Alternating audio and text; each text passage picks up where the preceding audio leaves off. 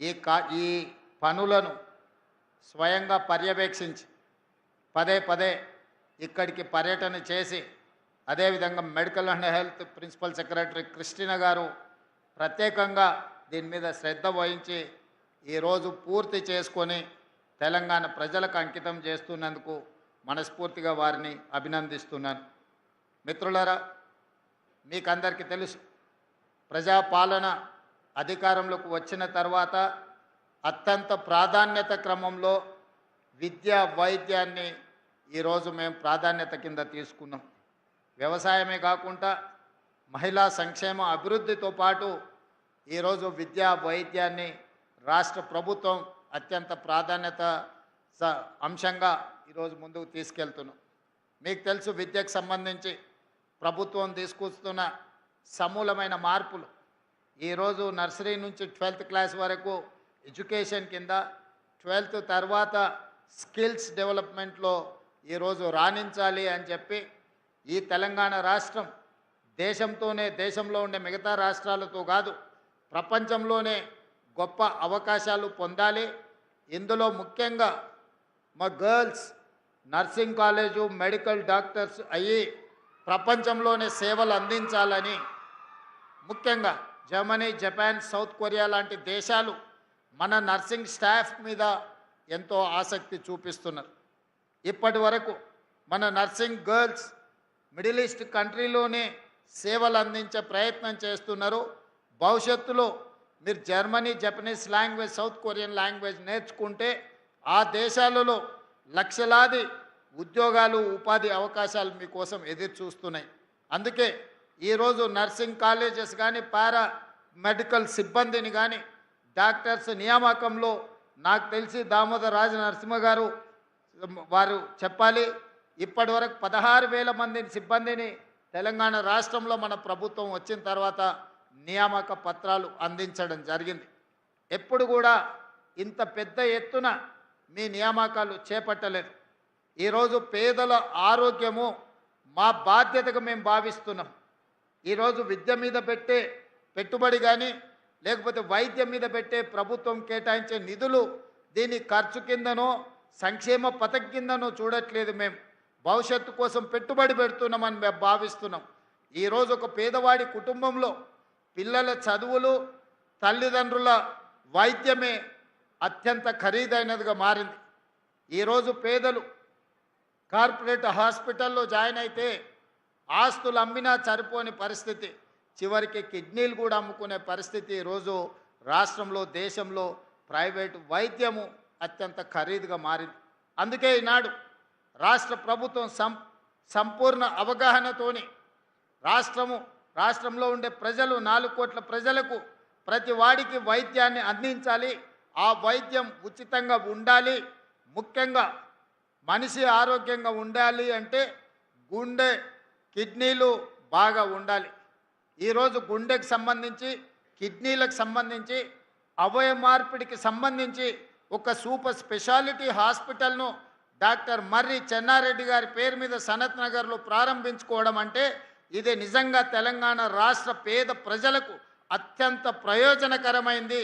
ఆదిలాబాద్ నుంచి మొదలు పెడితే అలంపూర్ వరకు ప్రతి మారుమూల ప్రాంతాలలో ఉన్న దళితులకు, గిరిజనులకు, ఆదివాసులకు, నిరుపేదలందరికీ ఈరోజు ఈ వైద్య సహాయాన్ని అందుబాటులోకి తీసుకువచ్చినాం. చాలామంది చాలా విషయాలు మాట్లాడుతున్నారు. నేను కొన్ని లెక్కల్ని మీ ముందు ప్రస్తావించదలుచుకున్నా.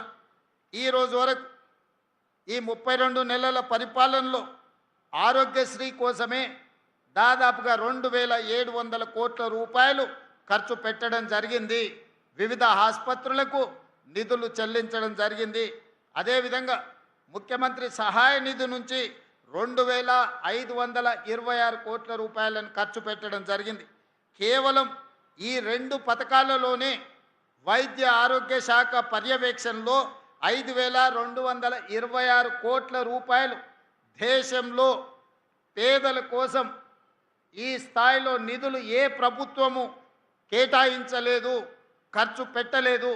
ఈరోజు తెలంగాణ రాష్ట్ర ప్రభుత్వం 5,226 కోట్ల రూపాయలు పేదల వైద్యం కోసం, ఆరోగ్యం కోసం ఈరోజు మనం ఖర్చు పెట్టడం జరిగిందని చెప్పి నేను గర్వంగా మీకు చెప్పదలుచుకున్నాను. అదేవిధంగా శాఖ నిర్వహణ కోసం దాదాపుగా ఇప్పటి వరకు తెలంగాణ రాష్ట్ర ప్రభుత్వం ప్రతి సంవత్సరం యావరేజ్గా మెడికల్ అండ్ హెల్త్ డిపార్ట్మెంట్కి 13,000 కోట్ల రూపాయలు బడ్జెట్లో కేటాయిస్తే ఇప్పటి వరకు తెలంగాణ రాష్ట్ర ప్రభుత్వం ఏర్పడిన తర్వాత ప్రజాపాలన వచ్చిన తర్వాత 21,800 కోట్ల రూపాయలు దాదాపుగా ఈ శాఖలో మనం నిధులను ఖర్చు పెట్టడం జరిగింది. ఇది మేము బాధ్యతగా భావిస్తున్నాం. ప్రజలు మా మీద పెట్టుకున్న నమ్మకానికి విశ్వాసానికి ప్రతీకగా నిరంతరం మేము పరితపిస్తూ నిరంతరం జాగ్రత్తగా రూపాయి కూడబెట్టి ఈరోజు పేదల వైద్యానికి ఈరోజు ఈ నిధులను అందుబాటులోకి తీసుకొచ్చినాం. ఉస్మానియా హాస్పిటల్ నిజాం సర్కారు 100 సంవత్సరాల పైగా ముందు పేదల కోసం ప్రారంభించిన హాస్పిటల్ అది కూలిపోవడానికి సిద్ధమై అక్కడ వైద్యాన్ని అందించడానికి కష్టమై వర్షాలు వచ్చినప్పుడు హాస్పిటల్ లోపలికి వరదలు వస్తే అక్కడ పేదలకు వైద్యం అందించడం కష్టమైంది. 10 సంవత్సరాల అధికారంలో ఉన్నవాళ్ళు ఉస్మానియా హాస్పిటల్ని ఇంకొక దగ్గర నిర్మించాలన్న ఆలోచన కూడా వాళ్ళకు రాలేదు, నిర్ణయం తీసుకోలేదు. కానీ మన ప్రభుత్వం వచ్చిన తర్వాత ఉస్మానియా హాస్పిటల్ పక్కనే గోష మహల్లో 30 ఎకరాలలో 2,700 కోట్ల రూపాయలతోటి 2,000 పడకల మల్టీ సూపర్ స్పెషాలిటీ హాస్పిటల్ని ఉస్మానియా దగ్గర ఈరోజు మనం నిర్మించుకుంటున్నాం. తొందరలోనే మనం పూర్తి చేసుకోబోతున్నాం. సనత్ నగర్లో టెంకాయ కొట్టిండ్రు, నిధులు నిర్మాణం మర్చిపోయింది. అల్వాల్లో టిమ్స్కి టెంకాయ కొట్టిండ్రు, నిధులు నిర్మాణం మర్చిపోయిండ్రు. ఎల్బీ నగర్లో టిమ్స్ హాస్పిటల్కి టెంకాయ కొట్టిండ్రు, నిధులు నిర్మాణం మర్చిపోయిండ్రు. వరంగల్లో కూడా పెద్ద హాస్పిటల్ని కడతామని ఉన్నదాన్ని నిర్వీర్యం చేసి కొత్త నిర్మాణం కోసం ఉపన్యాసాలు ఇచ్చి అది కూడా మర్చిపోయిండ్రు. అందుకే మన ప్రభుత్వం వచ్చిన తర్వాత అత్యంత ప్రాధాన్యతలో భాగంగా ఉస్మానియా హాస్పిటల్, సనత్ నగర్ టిమ్స్ని, అల్వాల్ టిమ్స్ని, ఎల్బీ నగర్ టిమ్స్ని, వరంగల్లో ఉండే హాస్పిటల్ని ఈరోజు అత్యంత ప్రాధాన్యతతో నిధులు కేటాయించి నిర్మాణాలు వేగంగా పూర్తి చేస్తున్నాం. ఇవన్నీ హాస్పిటల్ పూర్తి అయితే 10,000 పడకల ఆసుపత్రులు ఈరోజు తెలంగాణలో పేదలకు అందుబాటులోకి వస్తాయి.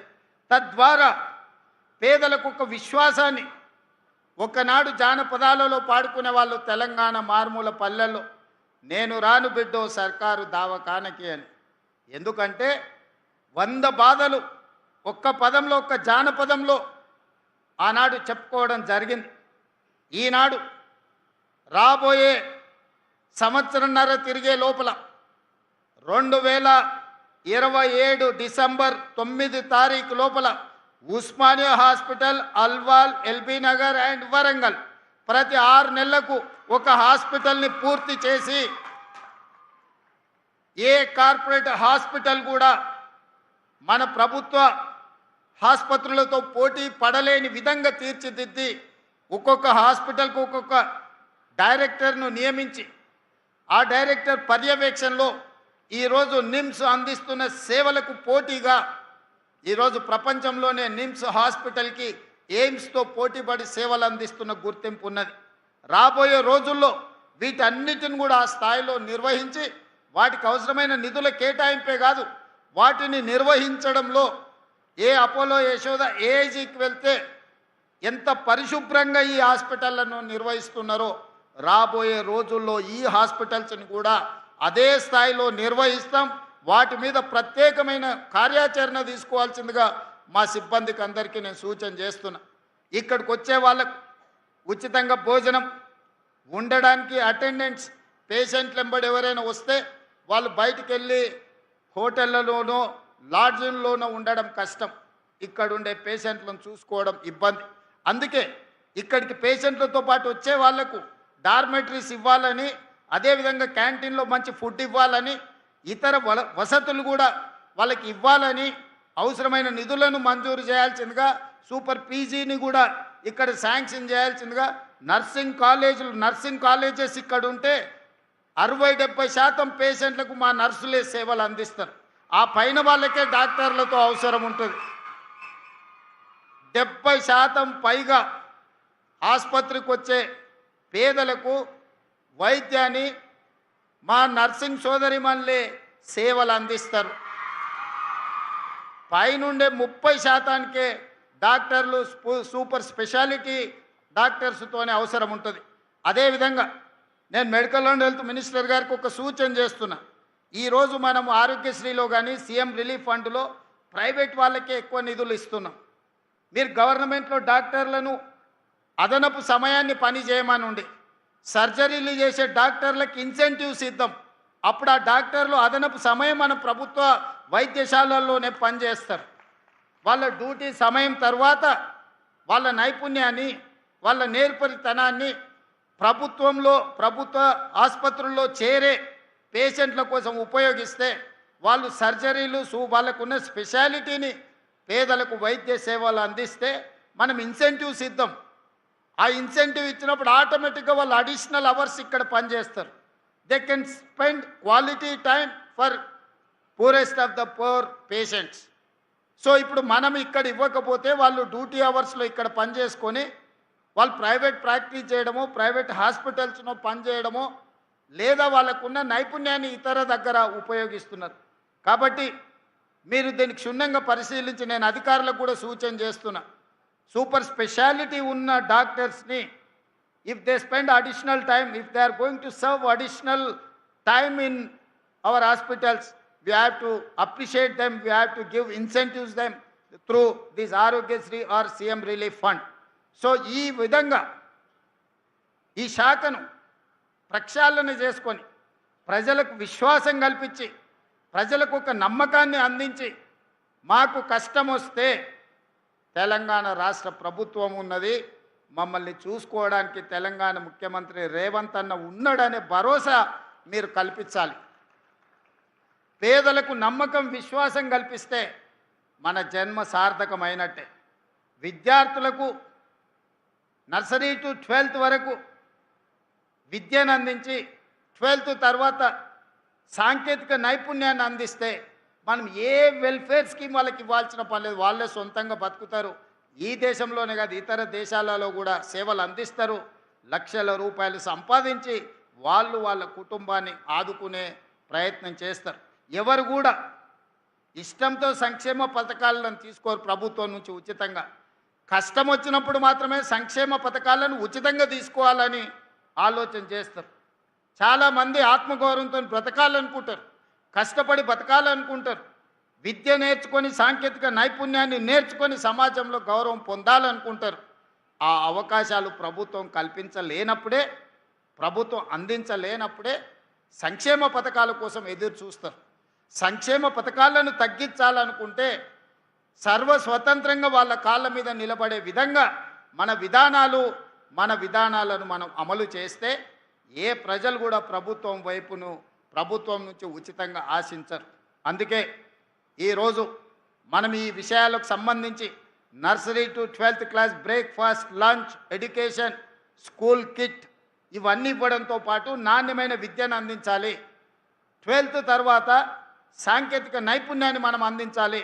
దాని మీద పూర్తి స్థాయిలో మా సహచర మంత్రులు సమయాన్ని కేటాయించి ప్రజలందరికీ వివరించి ప్రభుత్వము పేద ప్రజల కోసమే పనిచేస్తుందనే నమ్మకాన్ని కలిగిద్దామని మీ అందరికీ విజ్ఞప్తి చేస్తూ, నిన్న మన ఒక ఆయన ఇక్కడికి వచ్చిపోయాడు.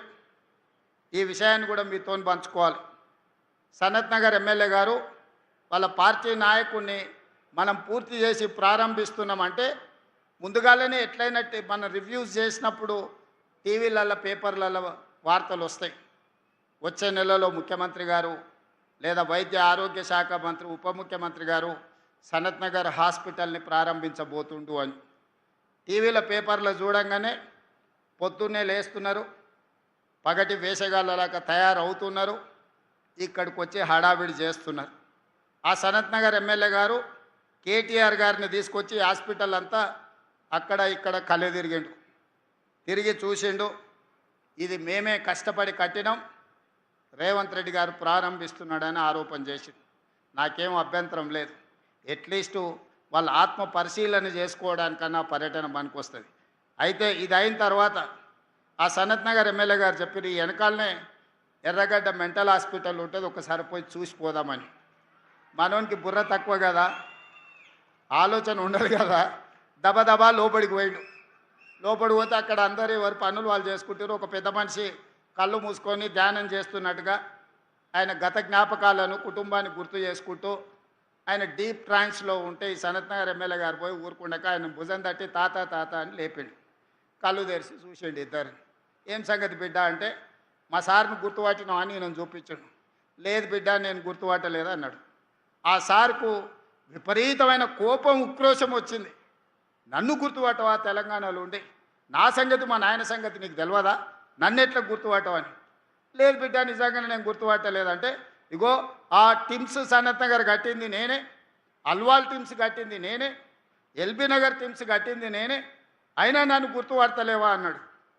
ముసలాయన నింపాదిగా, ఊకుండు బిడ్డ ఊకుండు, నేను వచ్చినప్పుడు కూడా ఈ లోపలికి వచ్చినప్పుడు చార్మినార్ నేనే కట్టినా, గోల్కొండ నేనే కట్టినా, హైదరాబాదు నగరాన్ని నేనే నిర్మించిన చెప్పేటోని, డాక్టర్లు గుర్తుపట్టిర్రు నా తిక్క కాస్త ఎర్రిగా మారిందని, కరెంటు వైర్లు పెట్టి షాక్ ఇవ్వగానే ఇప్పుడు జర్ర సోయిలకు వచ్చిన, ఇక తొందరలోనే నేను ఇంటికి పోతున్నా బిడ్డ, నీకు కూడా ఈడ చేరితే ఒక వారం ఉంటే అతను ఏమనుకుంటున్నాడంటే ఇతను కూడా ఎర్రిలేసి తిక్కతోని ఎర్రగడ్డకు వచ్చిండు అనుకొని, నీకు కూడా ఏం కాదు బిడ్డ, డాక్టర్లు మంచోళ్ళు ఉండ్రు, ఈ కరెంటు వైర్లు పెడితే వారంలో నీకు నిజం అర్థమవుతుందని చెప్పిండు. గట్లున్నది ఆయన గట్టిన అనే కథ. నువ్వు కడితే 10 ఏళ్ళు, టెంకాయ కొట్టనిక రిబ్బన్ కట్ చేయనిక నీకు సమయం దొరకలేదా? నిజంగానే నువ్వు సనత్ నగర్ టిమ్స్ కట్టినా, అల్వాల్ టిమ్స్ కట్టినా, ఎల్బీ నగర్ టిమ్స్ కట్టినా, వరంగల్ హాస్పిటల్ కట్టినా, ఉస్మానియా హాస్పిటల్ కట్టినా 10 సంవత్సరాలు చంద్రశేఖరరావు గారే ముఖ్యమంత్రిగా ఉన్నారు, హరీష్ రావు గారు వైద్య ఆరోగ్య శాఖ మంత్రిగా ఉన్నట్టున్నాడు, లేకపోతే ఇంకొక ఆయన ఉన్నట్టున్నాడు. మీ కుటుంబమే ఉంది కదా, మీరెందుకు రిబ్బన్ కట్ చేయలేదు, మీరు ఎందుకు ప్రారంభించలేదు, ఎందుకు మీరు పేదల కోసం సేవలు అందించాలనే ప్రయత్నం చేయలేదు? ఉస్మానియాని నిర్వీర్యం చేసి కూల్చాలని మీరు ప్రయత్నం చేస్తే కొత్త ఉస్మానియా హాస్పిటల్ని మేము కట్టినాం. మీరు జీవోలు ఇచ్చి టెంకాయలు కొట్టి మీరు ఏం కట్టుకున్నారు? 1000 ఎకరాలల్లో ఎర్రవల్లిలో ఫామ్ హౌస్ కట్టుకున్నారు, ఒక్క రోజైనా ఆలస్యమైందా? జన్వాడలో 100 ఎకరాలలో ఫామ్ హౌస్ కట్టుకున్నావు నువ్వు, విలాసవంతమైన ఫామ్ హౌస్, వైట్ హౌస్ కూడా పనికిరానంత గొప్ప ఫామ్ హౌస్ కట్టుకున్నావు, ఒక్క రోజైనా ఆలస్యమైందా? మీ చెల్లెలు శంకర్పల్లిలో ఫామ్ హౌస్ కట్టుకుంది, ఎప్పుడైనా ఆగిందా? మీ బావ మొయినాబాద్లో ఫామ్ హౌస్ కట్టుకున్నాడు, ఎప్పుడైనా ఆగిందా? మీ ఫామ్ హౌస్లో ఒక్కరోజు కూడా ఆలస్యం కాకుండా ఒక ఆయన 1000 ఎకరాలలా, ఇంకొక ఆయన 100 ఎకరాలలా, మీ చెల్లెలు 50 ఎకరాలలా, మీ బావ 25 ఎకరాలలా విలాసవంతమైన భవంతులు, పెద్ద పెద్ద గడీలు నిర్మించుకున్నారు. సరైన సమయంలో అవి పూర్తయినాయి. కానీ మా పేదలకు అందించే ఒక్క హాస్పిటల్ అన్న మీరు గట్టి చూపించిండ్రా, పూర్తి చేసిండ్రా, ప్రారంభించిండ్రా, పేదలకు వైద్యాన్ని అందించిండ్రా?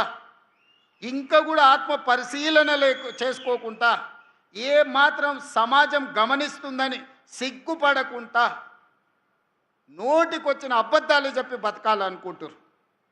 తెలంగాణ ఉద్యమం అప్పుడు రాష్ట్ర సాధన కోసం మీరు ఎన్ని అబద్ధాలు చెప్పినా, ఎన్ని తప్పులు చేసినా ఆ ప్రొఫెసర్ కోదండరామ్ గారి ముఖం చూసి మేము అందరం ఊరుకున్నాం. ఇప్పుడు అట్లాంటి పరిస్థితి లేదు.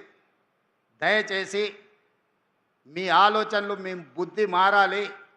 కరువు రావాలని, అఘోర దీక్షలు, రాష్ట్రంలో రైతులు చచ్చిపోవాలని చేతబడులు చేపించేది మాని మీ బుద్ధి మారాలని ఆ నల్లమల్ల అడవుల్లో పోయి ఒక 2 ఏళ్ళు తపస్సు ఏమైనా చేస్తే, అడవులల్లో ఆ సెంచులకు ఏమైనా సేవ చేస్తే, లేకపోతే ఆదిలాబాద్లో మా గోండులకు ఏదన్నా సేవలు అందిస్తే, మీరు సంపాదించిన 1,00,000 కోట్లల్లో కనీసం నియోజకవర్గానికి 10 కోట్లు 20 కోట్లు ఖర్చు పెట్టి సేవలు చేస్తే మీరు చేసిన పాపాలు కొన్నెన్న తగ్గుతాయి, మీకు విముక్తి జరుగుద్ది.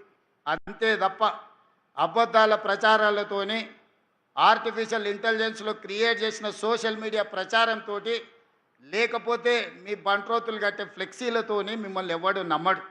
మీరు అన్నీ చేసినామని అబద్ధాలు చెప్తేనే మిమ్మల్ని ఇంటికి పంపించారు. పార్లమెంట్ అప్పుడు గుండు సున్నిచ్చారు. సర్పంచ్ ఎలక్షన్లప్పుడు గోతి తీసి పాతి పెట్టారు. మున్సిపల్ ఎలక్షన్లప్పుడు మీ ఎక్కడున్నారో అత్తా పత్తా లేదు. అయినా మీ బుద్ధి మారలేదు. నేనేం మీ బుద్ధి మారాలని కోరుకుంటలేను. మీరు ఇట్లనే 2034 వరకు ఉండాలని నేను కోరుకుంటున్నాను. ఎందుకంటే మీలాటోడు ఉంటే నాకు అలకట్ పని. చంద్రశేఖరరావు గారు నాకు ఏం సాయం చేసినా చెయ్యకపోయినా గట్లాంటో నీ కొడుకు నువ్వు ఈ తెలంగాణకి ఇచ్చినందుకు నాకు మేలు జరిగింది. అట్లనే ఉండాలి. నీ కొడుకు మారొద్దు. మారితే మళ్ళీ మేము ఇంకా కొంచెం ఎక్కువ కష్టపడాల్సి వస్తుంది. కాబట్టి మిత్రులారా, ఎవరేమనుకున్నా మా మంత్రులు కూడా బాధపడుతున్నారు. మా ఎంకన్నా మా బట్టన్న వాళ్ళు ఇట్లే చెప్పిరు అట్లే చెప్పిరని. వాళ్ళు అట్లనే అబద్ధాలు చెప్పాలన్నా నిజాలు ప్రజలకు అర్థమవుతూనే ఉంటాయి. వాళ్ళ అబద్ధాలు చెప్పడం మాననంత కాలం నేను ఇట్లాంటి నిజాలు చెప్పడం కూడా మాననింగా. ఎందుకంటే ప్రతి దగ్గర ఒక 5 నిమిషాలు నిజాలు చెప్పడం మొదలు పెడతా. ఇన్ని రోజులు మనకెందుకు లేని ఊరుకున్నా. ఇప్పుడు నిజాలన్నీ మీకు చెప్తాను. నిజాలు మీకు తెలుస్తాయి. ఈ కార్యక్రమాన్ని ఇంత అద్భుతంగా నిర్వహించినందుకు ఈ సనత్ నగర్ టిమ్స్ సిబ్బందితో పాటు